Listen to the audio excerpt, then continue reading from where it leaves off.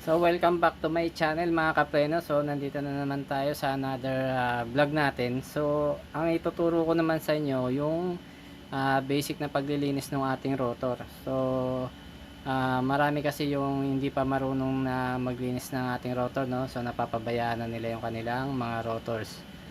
So unang-una, kung katulad ng ganito, ayan, slight lang yung pagka-squill niya. Dito naman yung talagang squill na due to contamination. So bago natin simulan to, salamat pala dun sa mga nagso-subscribe. Tapos dun sa mga hindi pa po nagso-subscribe, subscribe na kayo. So pindutin nyo lang yung subscribe button natin, so para mas marami pa tayong videos na magawa. Papalawak pa ng ating mga videos, no? Saka mas marami pa tayong tutorial na gagawin. Like, share natin itong mga videos natin sa mga Facebook group, and then comment down kayo kung ano pa yung mga gusto nyo matutunan regarding sa mga hydraulic, regarding sa mga bikes. So kung may mga gusto kayong ipa-review ng mga brake sets, so pwede nyo rin i-comment down below, then para magawa natin yan ng videos. So tara guys, simulan natin to. Yahoo!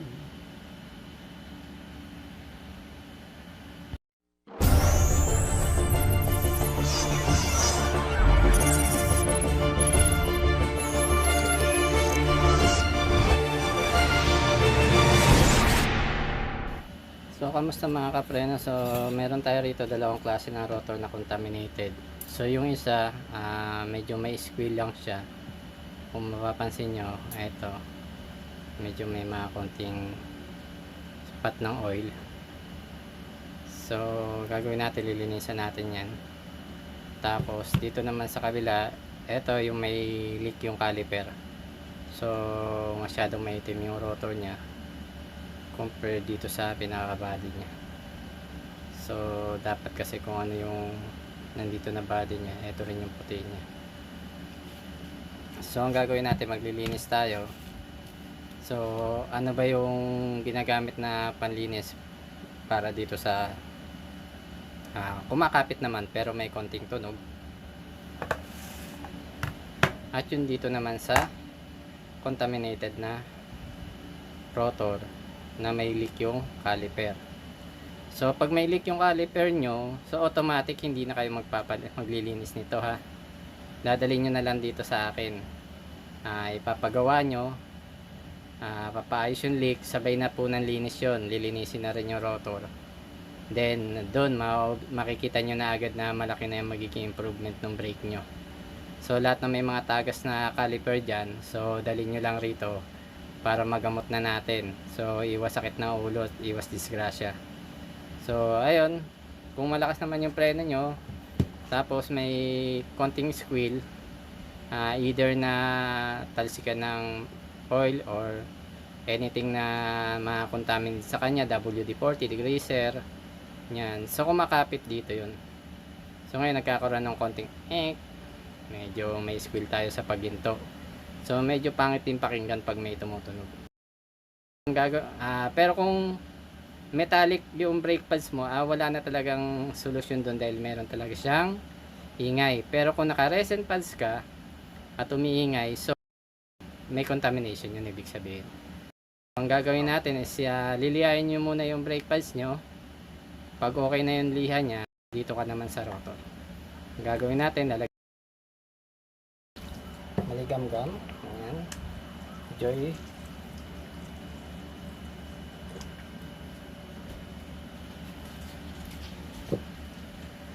Okay, so ayan, temperature check muna tayo. So medyo mainit-init pa yan. So, ang gagawin natin is kuha tayo ng Scotch-Brite. So lilihain natin yung gilid nya. So kikis-kisin lang natin.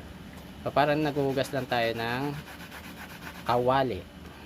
So kailangan mapaputi nyo siya. Ayan, yan, brush lang, kiss lang, kiss.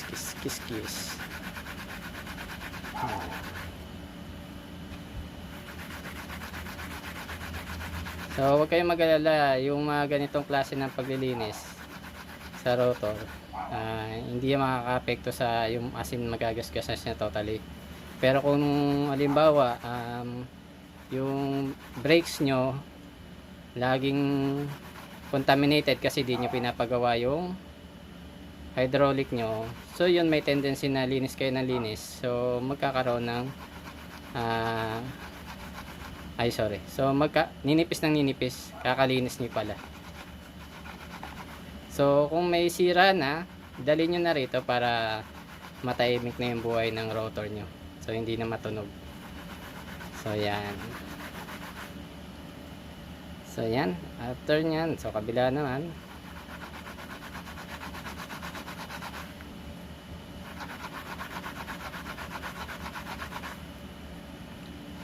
So yung brake pads natin, pag lilinisin nyo, so ang gagawin nyo lang doon is lilihain nyo lang. Huwag nyo na siyang babasain. Mas maganda kung lihain nyo lang siya.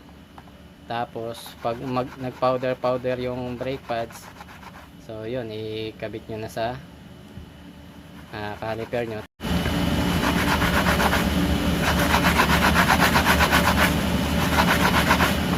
So yung mga butas-butas din ito, pinabrush din natin yan. So kung lagyan nyo na, kuha kayo ng brushin nyo to. So pero sa akin ito, na brush ko na kasi to. So ayun, lublog pa natin siya sa hot water. So ayun. So clean as you go na siya. So ganun lang yung paglilinis natin. Okay. So hindi nyo na dapat siya pakuluan. Yung iba kasi ginagawa pinapakuluan. So medyo magkakaroon ng magiging malambot to pag pinakuluan nyo. Kasi yung init. So pwede na yung lang, maligamgam na tubig. Tapos yun na yung gagamitin nyo para sa kanya. So ayun. So after nito, hugasan natin ng tap water. Then tissue tayo. So nahugasan na natin siya. Eto, kuha tayo tissue. Eto, di bali gagamit tayo ng tissue. So much better kung tissue yung gagamitin para siguradong wala siyang oil na masasama. Kung gagamit kayo ng mga basahan, so may tendency na may mga oil yun. So safe tayo dito pag tissue ginamit. Ayan, punasan lang natin lahat siya. So halimbawa pag ikakabit nyo na siya, so iiwasan yung mahawakan tong dinadaanan ng brake pads. So yun yung mga dapat na hindi nyo hawakan. So yan. So kung maglalagay kayo, ingatan nyo ganun. Or pwede nyo naman siyang hawakan, gamit lang kayo ng gloves. O kaya kung nahawakan nyo na totally, ang gagawin nyo lang is kuha kayo ng tissue ulit, ilublob nyo sa joy na may tubig, tapos i-wipe nyo muna, then lagay kayo ng tuyo naman na tissue, so i-wipe nyo na siya ng buo. So ang purpose ng para mamatay yung mga konting oil na galing sa kamay natin, kasi may mineral oil na lumalabas sa katawan ng tao so additional na contamination sa kanya yun. Kaya sinasabi natin bawal na hawakan yung rotor kasi makakontaminate. So sa may ligumawak ng rotor dyan, iwas-iwasan nyo kasi padahan-dahan magkakaroon ng contamination yung brake nyo. Okay, so ayun. So ito na yung ating nalinis. So ito yung contaminated. So yan, guhit na mga oil.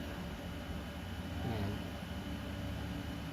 So pag ganito na yung mga rotor nyo, maiitim na at maingay na at may mga lumalabas na oil, so dalhin nyo na lang po dito at ipagawa nyo.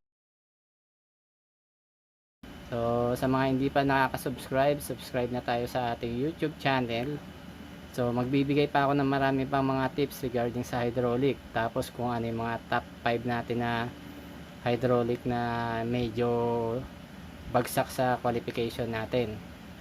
Tapos kung medyo papala rin tayo, magpaparapol din tayo ng mga hydraulic brake set. Kaya subscribe na kayo mga guys. Maraming salamat. Ride safe.